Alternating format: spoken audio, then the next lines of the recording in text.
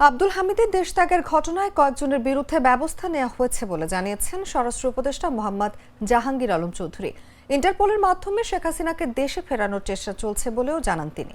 শনিবার হযরত শাহজালাল আন্তর্জাতিক বিমানবন্দর পরিদর্শন শেষে এসব কথা বলেন তিনি।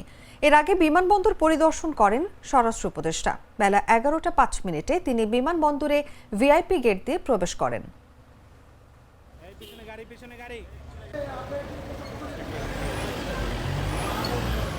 এই পরিস্থিতির জন্য যারা দায়ী, এই জন্য কিন্তু আমি কয়েকজন আপনারা জানেন যে করা হয়েছে, সাসপেন্ড করা হয়েছে, কাউরে অ্যাটাচ করা হয়েছে এবং একটা ইনকোয়ারি কমিটি করা হয়েছে।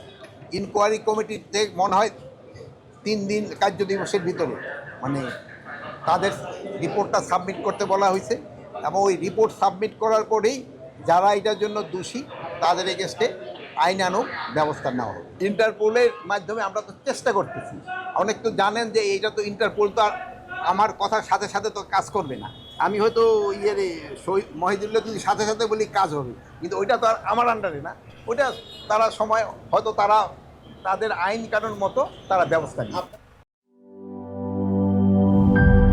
দুধার চকলেটে একাকার হয়ে ওঠা প্রাণ লেয়ার সম্পর্কের মিষ্টি ম্যাজিক।